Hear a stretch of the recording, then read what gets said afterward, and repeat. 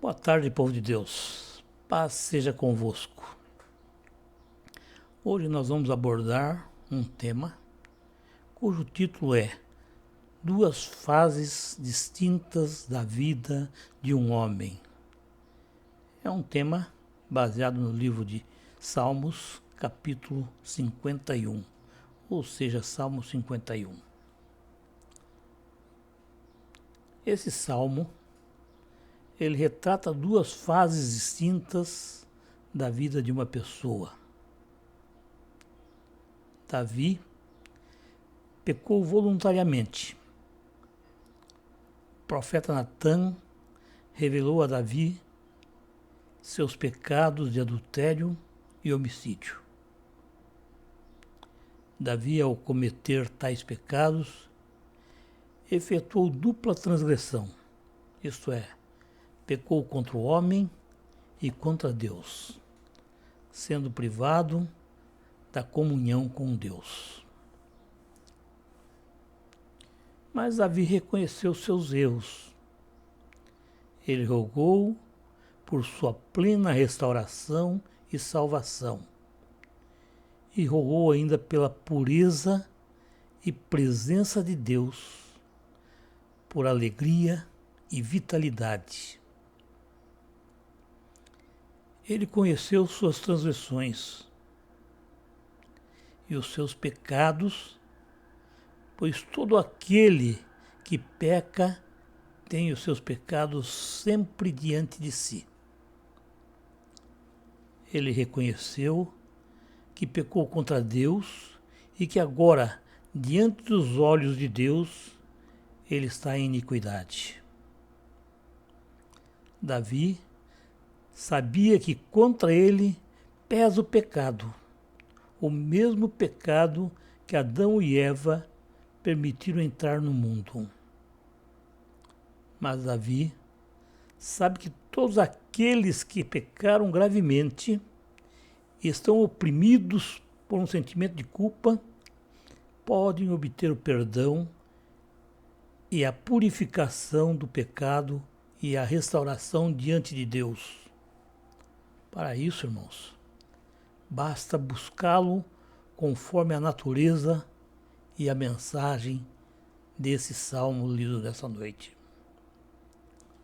Se buscarmos na Bíblia, encontramos fatos que nos mostram estas verdades. Um exemplo que podemos citar é a narração sobre o filho pródigo, que exigiu parte da herança. O pai repartiu com ele a herança essa que teria direito somente após a morte do pai. Se olharmos para essa passagem, veremos que Deus quer apenas o nosso bem. Ele repartiu conosco a herança que havemos de receber um dia no futuro, mesmo sabendo que somos filhos e que podemos nos comportar da mesma forma que o filho pródigo, pois somos a ovelha perdida pela qual o pastor deixa as outras 99 no aprisco e sai em busca daquela que se extraviou. E a achando, cura suas feridas, coloca em seus ombros e traz em segurança para sua casa. São descrições feitas no livro de Lucas, capítulo 15, versículos 4 ao 7. Portanto, irmãos, nós somos como uma árvore que, dando seus frutos, logo antes de amadurecer, apodrecem, não prestando para o consumo.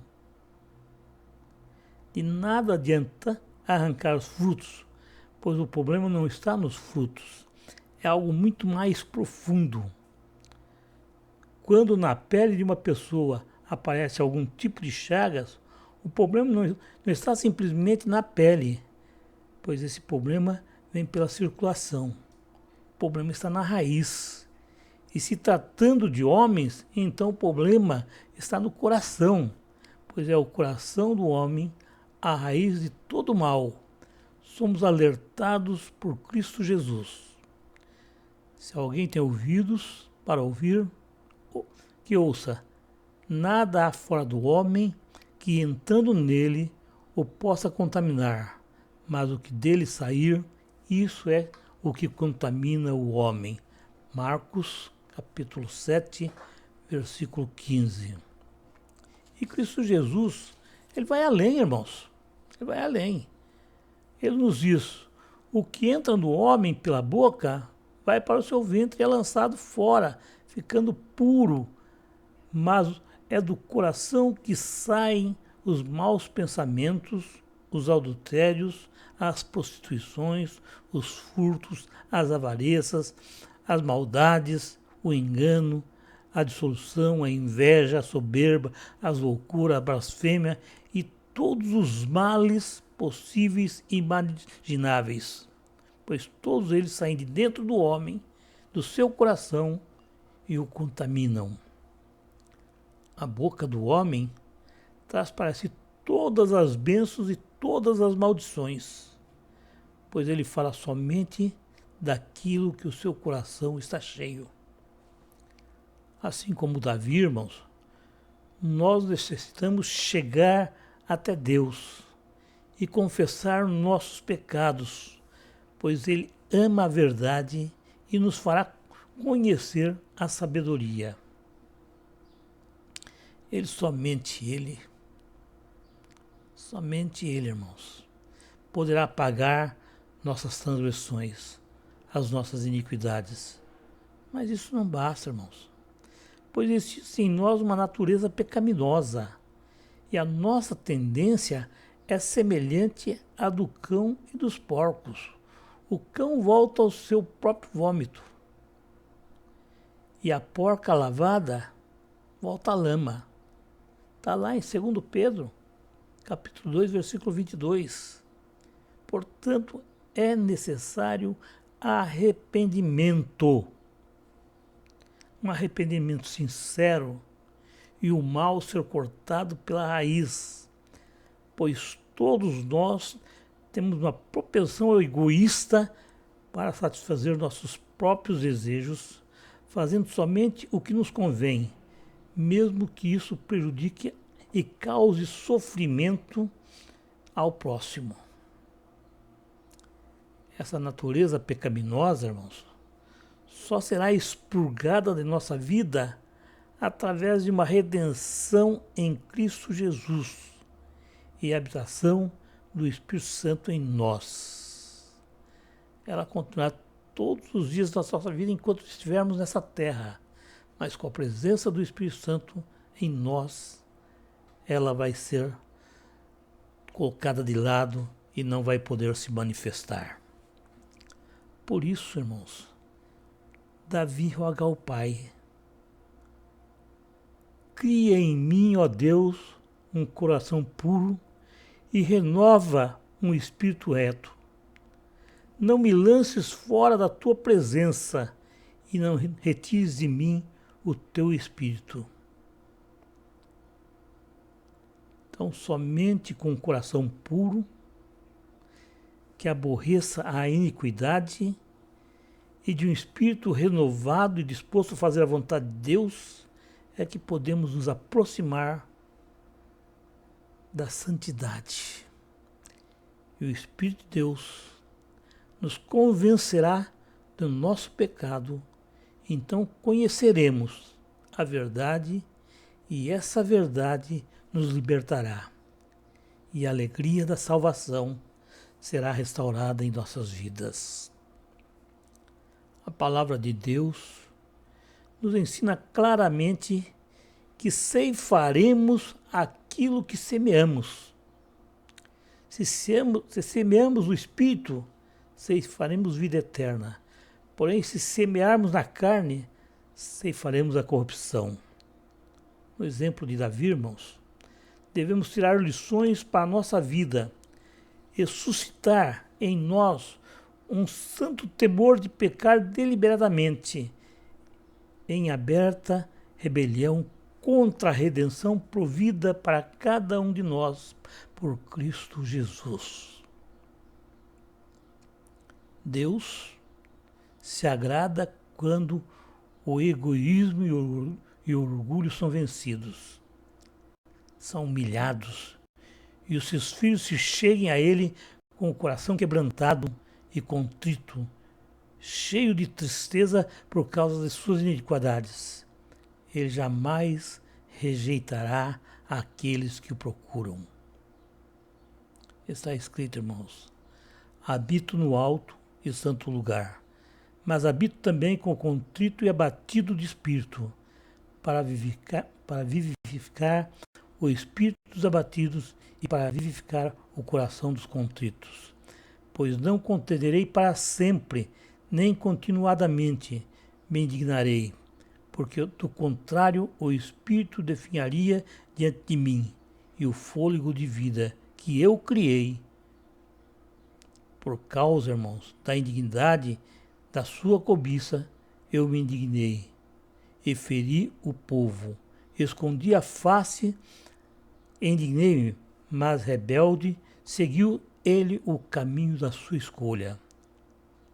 Tendo visto os seus caminhos, eu o sararei, também o guiarei, e lhe tornarei a dar consolação e saber aos que choram, como fruto dos seus lábios, criei a paz. Paz para os que são longe e para os que estão perto, diz o Senhor. Eu os sararei. Está escrito no livro de Isaías, capítulo 57, versículo 15 ao 19. Muitas vezes, irmãos, nós pecamos por ignorância, por não conhecer a palavra de Deus. Mas a ignorância não serve de consolo nem de desculpa, irmãos. Pois conhecer a palavra de Deus é uma obrigação de todo cristão. E o próprio Cristo Jesus nos diz: conhecereis a verdade e a verdade vos libertará. E a verdade é simplesmente a palavra de Deus que testifica de que Cristo é o Senhor. Veja o exemplo de Uzá. A sua morte resultou de sua ignorância. A ignorância do mandamento de Deus ou de sua falta de temor ao Senhor. Ele foi um exemplo do perigo inerente de alguém ter zelo pelas coisas de Deus sem conhecimento da sua palavra e dos seus caminhos. O plano de Davi de trazer a arca de volta a Jerusalém e a disposição de Uzá de segurá-la para que ela não caísse no carro de boi demonstram claramente zelo pelo reino de Deus. Davi queria trazer a arca, Uzá queria protegê-la, não deixar cair. Porém, esses mesmos atos que aparentemente parecem corretos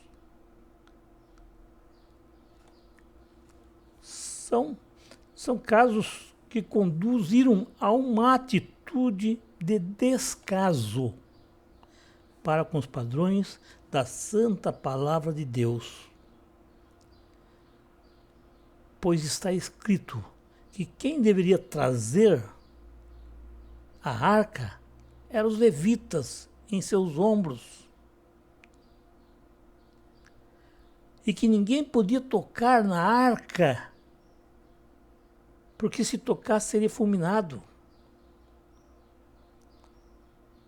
A palavra de Deus expressa a sua vontade no tocante à vida e deve ser observada por quem tem Deus como Senhor. Então, irmãos, é necessário conhecer a palavra de Deus.